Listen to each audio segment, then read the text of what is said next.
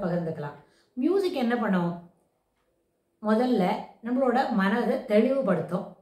யோசனைகள், அதாவது எண்ண ஓட்டங்கள், சொல், செயல், இது என்ன இருக்கும்? நல்ல தெளிவாக பேசணும், தெளிவாக வேலை செய்யணும். என்ன வேலை செய்கிறோம் அப்படின்னு தெரியாமல் ஒரு சில நேரத்தில் வாட் டு டூ நெக்ஸ்ட் அப்படின்னு தெரியாமல் நிற்குவோம். இதெல்லாம் சான்ஸ் தான். எப்போவுமே எல்லாருக்கும் இது நடக்குமான்னு கேட்டால் எல்லாருக்கும் இல்லை. ஒரு ஹோம் மேக்கருக்கு இது சாத்தியம்தான். அப்புறம் ஒரு ஃப்ரண்ட் ஆஃபீஸ் எக்ஸிக்யூட்டிவ், அவங்களுக்கு இது சாத்தியம்தான். எப்படி நினைப்பேன், ஏன் இது சாத்தியம்னு சொல்கிறாங்கன்னு கேட்டால், ஒரு குறிப்பிட்ட நேரத்துக்குள்ளே நிறைய வேலையை செய்யணும். அது எதை முதல்ல ஆரம்பிக்கிறதுன்னு தெரியாது. சில நேரத்தில் we will continue to do the work. அதை சரியான நேரத்தில் அதை செய்வோம். அதை செய்துகிட்டே வரும்போது சிலதெல்லாம் கேப் இருக்கும், சிலதெல்லாம் கம்ப்ளீட் பண்ணியிருக்க முடியாது. சில வேலையெல்லாம் சின்ன சின்ன ஒரு மைன்யூட் டீட்டெயில்ஸ் எல்லாம் விட்டு போயிருக்கோம். அப்போ ஹவு டு கரெக்ட் இட் அப்படின்னு இருப்போன்னு வைங்க. வாட் டு டூ நெக்ஸ்ட், எங்கேருந்து எப்படி பார்த்துட்டு இந்த விட்டு போன மெசேஜ் எல்லாம் நம்ம கரெக்ட் பண்ண முடியும் அப்படின்னு நம்ம யோசித்துக்கலாம். அந்த மாதிரி நேரத்துலையும் that is we are unable to move further because of the heavy work. எல்லா வேலையும் நம்மளுக்கு செய்ய தெரியும் தான், ஆனால் செய்ய தெரிஞ்சா கூட அந்த நேரத்தில் எதை ஆரம்பித்தா இந்த வேலை எளிமையாக முடியும் அப்படின்னு நமக்கு தெரியாத இருக்கும். அதெல்லாம் ஒரு 2 to 3 minutes, at the most 5 to 10 minutes. ரொம்ப லேட்டாக யோசிக்கிறோம் அப்படின்னா 10 நிமிஷங்கள் நமக்கு எதுவுமே தெரியாமல் இருக்கும். அதே போல் ஒரு ஹோம் ஃப்ரண்ட்டில் இருக்கிற ஹோம் மேக்கர் இருக்கிறாங்க. அவங்க என்ன செய்வாங்க? நிறைய வேலையை செய்யணும், ஆனால் அவங்களால என்ன பண்ண முடியாது, எதை முதல்ல செய்யறது, எப்படி துவங்குறது அப்படின்னு தெரியாமல் ஒரு ஃபியூ மினிட்ஸ் இருப்பாங்க. அப்படின்னா அந்த நேரத்துலையும், அதாவது இது மாதிரி கிளாரிட்டி ஆஃப் தாட்ஸ் இருக்கும், but how to கமென்ஸ் the work அப்படின்னு தெரியாத பொழுது அவங்க மியூசிக்கை ஒரு நல்ல தெரப்பியா, அதாவது தெரப்பி என்ன சொன்னால், அவங்கள போல இருக்கிறவங்களுக்கு அது மாதிரி ஹெவி ஒர்க் இருக்குது, வாட் டு டூ நெக்ஸ்ட். அப்போ நம்மளுக்கு செக்ரட்டரி இருக்காங்கன்னு வைங்க. அப்போ அவங்க என்ன செய்வாங்க, இதுக்கு மியூசிக் தெரப்பியே வேண்டாம். ஒரு செக்ரட்டரி இருந்தால், மேடம் இது அடுத்தது இந்த பேப்பர்ஸ் எல்லாம் பார்த்துருங்க, மேடம் இந்த வேலையெல்லாம் செய்திருங்க அப்படின்னு நம்ம சொன்னால், இதெல்லாம் டேபிளில் இருக்குது மேடம், இதெல்லாம் சைன் பண்ணிவிடுங்க அப்படின்னு வேறு ஒரு எக்ஸ்ட்ரா ஒர்க் வந்ததுன்னா, அந்த வேலையை நம்ம சைன் பண்ணுற வேலையோ செக்கு சரி பண்ணி பார்க்குறதோ அதெல்லாம் பார்த்துட்டு இருக்கும்போது விட்டு போன வேலையில் என்னமான ஒரு கண்டினியூட்டி ஆஃப் தாட்ஸ் விட்டு போகிறது சொல்லுமே, அதை மிஸ் பண்ண தாட்டு அப்போ நினைவில் வரும். அந்த எண்ண ஓட்டங்களை அப்படியே சைன் பண்ணுறதை எடுத்து வச்சுட்டு அந்த வேலையை நம்ம பண்ண முடியும். இது எல்லாருக்கும் செக்ரட்டரி கிடைக்குமா? வாய்ப்பில்லை.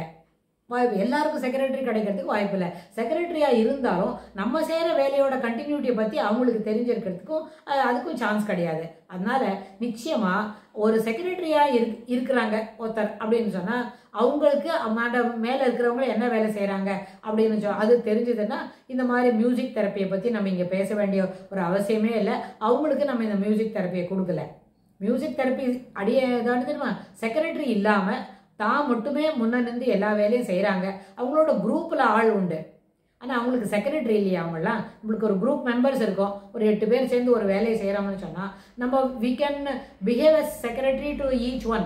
ஒருத்தருக்கு நம்ம பர்சனல் செக்ரட்டரியாக நம்ம வேலையை செய்துக்கலாம், ஐடியாஸ் கொடுக்கலாம், அப்புறம் எக்ஸிக்யூட் பண்ணுறதுக்கு எப்படின்னு ஐடியா தரலாமே தவிர, வேலையில் என்ன விட்டு போச்சுன்னு யாராவது சொல்லுவாங்களா? அவங்கவுங்க பார்த்து நல்லபடியாக செஞ்சுட்டு வந்தால் தான் that can be united, that can be என்ன பண்ணோம், clipped together and make it full ஃபார்மில் கொண்டு வர முடியும்.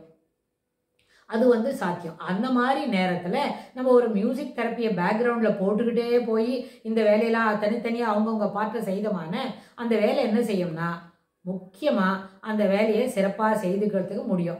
எங்கே மிஸ் பண்ணியிருக்கோம் அப்படின்றத கூட மறுபடியும் ஒரு ரீடூ பண்ணி, அதாவது ரீவைண்ட் பண்ணி பார்த்தோமான, அந்த இதெல்லாம் விட்டு போயிருக்கு, just you will finish it up அப்படின்னு ஒன்றா கம்ப்ளீட் பண்ணிகிட்டே வந்தால் at the end of that, அந்த தெரப்பி செஷன் முடியறதுக்குள்ள இந்த வேலையெல்லாம் நம்ம செய்து முடிச்சிருப்போம். இந்த therapy session there may be 2-3 occasions கண்டினியூஸாக என்ன பண்ணிடுவோம், கண்டினியூவாக கேட்டுக்கிட்டே இருக்கணும், லிசன் இட் கண்டினியூஸ்லி அப்படின்னு போட்டிருந்தா அது கூட நல்ல விதத்தில் பயன்தகதாக இருக்கும். அதனால் ஒரு மிஸ் பண்ணின ஒரு டீம் ஒர்க்கில் ஸ்ட்ரெஸ் இருக்குது, கம்ப்ளீட் ஒர்க் பண்ணுறது என்ன, இதெல்லாம் ஸ்ட்ரெஸ் இல்லை. Because all the 8 members of the group together we are completing the ஒர்க்குன்னு சொன்னால், இது ஒரு குரூப்புக்கு கிடைக்கிற ஒரு ரெக்கக்னிஷன், குரூப்புக்கு கிடைக்க போகிற ஒரு லாரல், குரூப்புக்கு கிடைக்க போகிற ஒரு மெடல், கோல்டு மெடல் நம்மளுக்கு கிடைக்க போகிறது. அப்படின்னா நம்ம 4 பேரும் சேர்ந்து நம்ம நாட்டுக்காகவோ, 4 பேரும் சேர்ந்து நம்ம டீமுக்காகவோ, இல்லை 4 பேரும் சேர்ந்து நம்மளோட கம்பெனிக்காகவோ, நம்மளோட ஆர்கனைசேஷனுக்காக நம்ம ஒர்க் பண்ணும்பொழுது அங்கே மியூசிக் தெரப்பி நம்மளோட ஸ்ட்ரெஸ் பஸ்டராக வேலை செய்யும்.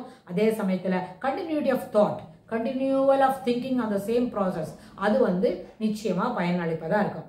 இது வந்து ஆஃபீஸ் ஃப்ரண்ட்டில் செய்யும்போது. ஹோம் ஃப்ரண்ட்டில் கூட சிலது அடுத்து இத்தனை ஒர்க் இருக்கா, what to do, which to be commence, எதை முதல்ல ஆரம்பிக்கணும், which is to be commenced first அப்படின்னு நம்ம யோசிக்கும் பொழுது அப்போ நம்மளுக்கு அங்கே கிச்சனில் யாரோ ஒரு அட்டெண்டர் இருக்கிறாங்க, சப்போர்ட் பண்ணுறதுக்கு இருக்கிறாங்கன்னா அடுத்து இதை முடிச்சுவிடேன், அது இதை சரி பண்ணிவிடேன் அப்படின்னு நம்ம சொல்கிறாங்கன்னு வைங்க. அப்போ நம்ம அந்த வேலையை செய்ய முடியும். But is there any one like that? நம்மளுக்கு யாராவது கிச்சனில் போய் சப்போர்ட்டுக்கு வருவாங்களா? எல்லார் வீட்லையும் அது என்னது, நியூக்ளியர் ஃபேமிலி தான், ஒத்துழைமே கிடையாது நம்மளுக்கு சப்போர்ட் பண்ணுறதுக்கு. அப்போ நம்மளே தான் பொதுவாக ஒன்று ஒன்றா செய்துட்டு இருக்கும்போது that there also music in the background will support you to make it properly and bring the results. End program இருக்க இந்த கடைசியாக பண்ணி எடுத்துகிட்டு வர அந்த பதார்த்தம் நல்லபடியாக அமையறதுக்கு வாய்ப்பு உண்டு. அதனால் மியூசிக் எவ்ரிவேர் என்ற வார்த்தையை காட்டிலும் மியூசிக் நம்மளுக்கு நல்ல பயனளிப்பதாக இருக்கும், நம்மளோட தொடர்ந்து ஒரு வேலையை செய்யறதுக்கு அப்படின்னு சொல்லி நம்ம இந்த பதிவை நிறைவு செய்கிறோம். இதுக்கு தொடர்புடைய செய்திகளை வரப்போகிற பகுதிகளில் பார்க்கலாம். தேங்க்ஸ் ஃபார் வாட்சிங்.